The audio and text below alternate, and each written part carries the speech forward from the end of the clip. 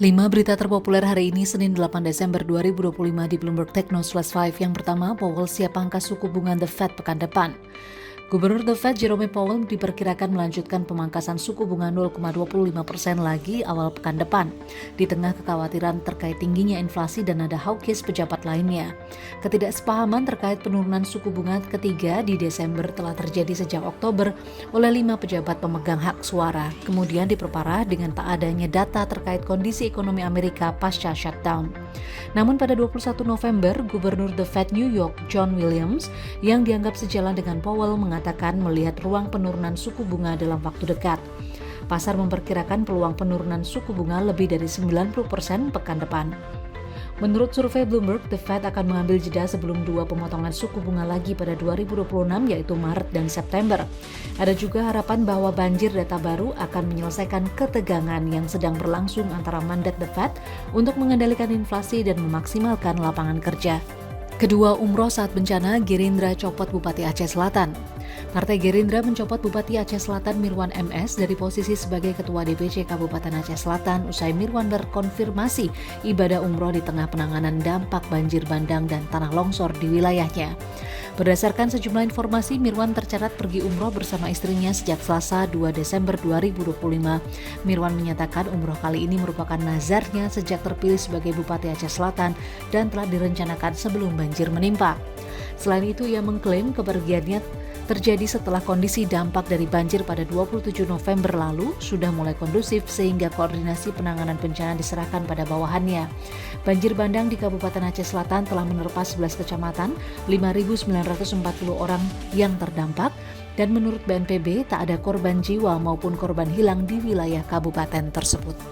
Ketiga, Macron peringatkan Cina Uni Eropa bakal pasang tarif tiru Amerika Serikat. Presiden Prancis Emmanuel Macron memperingatkan bahwa Uni Eropa mungkin akan mengambil tindakan tegas terhadap Cina termasuk potensi tarif jika Cina gagal mengatasi ketidakseimbangan perdagangannya dengan Uni Eropa. Macron juga mendesak Cina agar lebih banyak berinvestasi.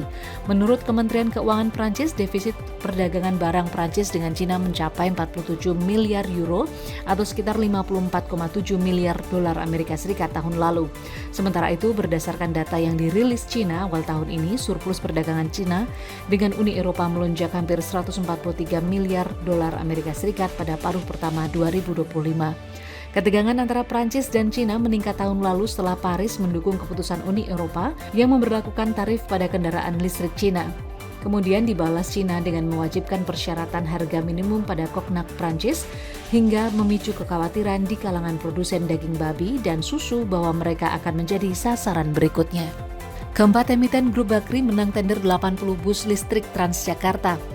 PT VKTR Teknologi Mobilitas Tbk atau VKTR emiten kendaraan listrik atau Electric Vehicle atau EV Grup Bakri memenangkan tender pengadaan 80 unit bus listrik berukuran 12 meter untuk PT Transportasi Jakarta atau Transjakarta pada 2025. 50 unit akan diserahkan akhir tahun ini sementara 30 unit lainnya dijadwalkan pada awal 2026.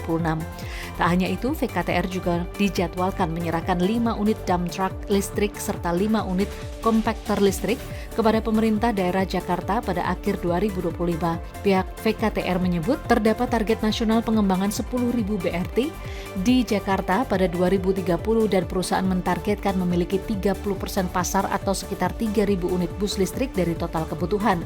Selain itu, VKTR juga membidik 10% pasar truk listrik atau 3.000 unit dari proyeksi kebutuhan mencapai 23.700 unit. Pada kuartal 3 2025, VKTR mencatat penurunan laba bersih 89% secara tahunan menjadi 1,1 miliar rupiah. Sementara pendapatan bersih meningkat 11% year on year menjadi 717 miliar rupiah. Kelima, memanas jet tempur Cina arahkan radar ke pesawat militer Jepang. Jet tempur Cina J-15 mengarahkan radarnya ke pesawat militer Jepang 2 kali pada Sabtu 6 Desember 2025 di perairan internasional di sebelah tenggara prefektur Okinawa, Jepang dan melewati jangkauan yang diperlukan untuk mengoperasikan pesawat yang aman. Insiden terbaru ini menambah ketegangan antara kedua negara terkait pernyataan Perdana Menteri Sanae Takaichi bulan lalu mengenai Taiwan. Baik Jepang maupun Cina telah mengirim surat kepada PBB dalam sepekan terakhir mengenai permasalahan ini.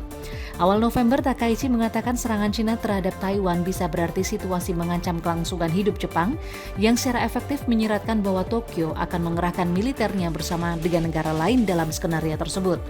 Cina sempat menyebut akan membalas dengan memberikan sanksi penangguhan pertukaran ekonomi, diplomatik, dan militer, serta pembatasan perdagangan. Itu dia 5 berita terpopuler pilihan Bloomberg Technos hari ini. Ikuti terus update selanjutnya di www.bloombergtechnos.com.